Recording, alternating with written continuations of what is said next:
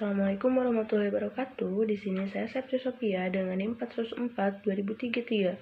Pada kesempatan kali ini, saya akan mempresentasikan mengenai pengertian penduduk untuk memenuhi tugas kesehatan reproduksi, tugas mata kuliah kesehatan reproduksi. Nah, pada kesempatan kali ini saya akan mempresentasikan mengenai pengertian penduduk. Menurut Johnny Purba, penduduk adalah orang yang materialnya sebagai diri sendiri, diri pribadi, anggota keluarga, anggota masyarakat, warga negara, dan himpunan kualitas yang bertempat tinggal dalam suatu batas wilayah negara pada waktu tertentu. Nah, lalu selanjutnya ada dinamika kependudukan. Nah, dinamika kependudukan ini adalah kondisi di saat struktur penduduk, jumlah dan persebarannya mengalami perubahan akibat terjadinya proses demografi, yaitu kelahiran, kematian, perpindahan.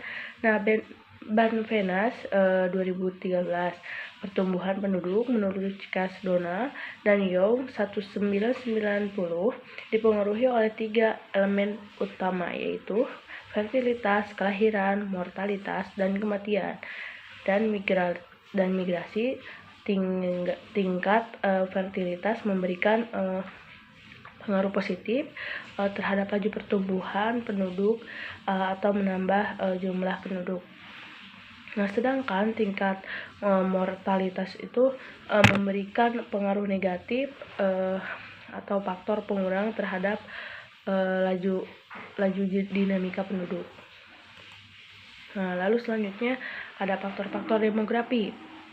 Nah, faktor-faktor demografi ini mempelajari penduduk dalam suatu wilayah. Nah, yang isinya itu jumlah, struktur, komposisi, dan perkembangan multigual, demografik, distonari untuk mempelajari jumlah, persebaran teritorial, komposisi penduduk, dan perubahan serta sebab-sebab yang bisa timbul karena natalitas, mortalitas, migrasi, dan mobilisasi sosial. Nah, untuk studi matematik dan statistiknya, komposisi distribusi spesial dari penduduk manusia dan perubahan-perubahan dari aspek tersebut.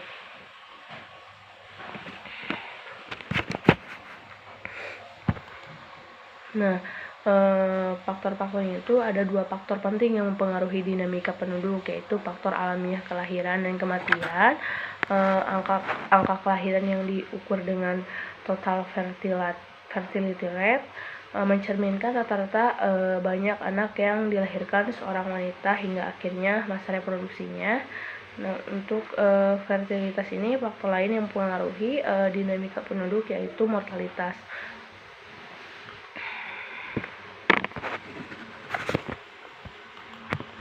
Nah, untuk jumlah penduduk Indonesia ini yang paling besar menjadi sebuah potensi sekaligus tantangan dalam pertumbuhan ekonomi. Pada dasarnya, peranan penduduk adalah subjek sekaligus objek pembangunan. Sebagai subjek, penduduk merupakan sumber daya penggerak perkembangan, sementara itu sebagai objek, penduduk adalah pihak yang dibangun sekaligus penikmat hasil pembangunan. Dengan demikian, penduduk adalah pelaku dan tujuan akhir dari pembangunan itu sendiri.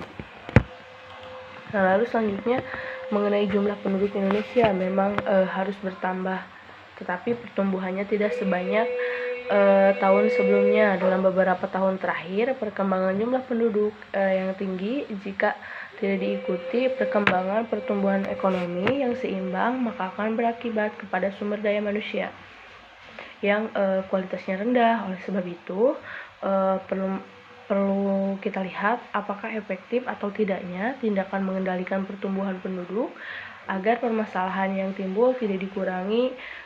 Adapun tujuan penelitiannya ini yaitu untuk mengetahui pengaruh antara dinamika penduduk, fertilitas, dan infak mortalitas terhadap pertumbuhan ekonomi, dan mengetahui variabel dinamika penduduk yang paling mengetahui pertumbuhan ekonomi. Lalu selanjutnya ada masalah kependudukan di Indonesia.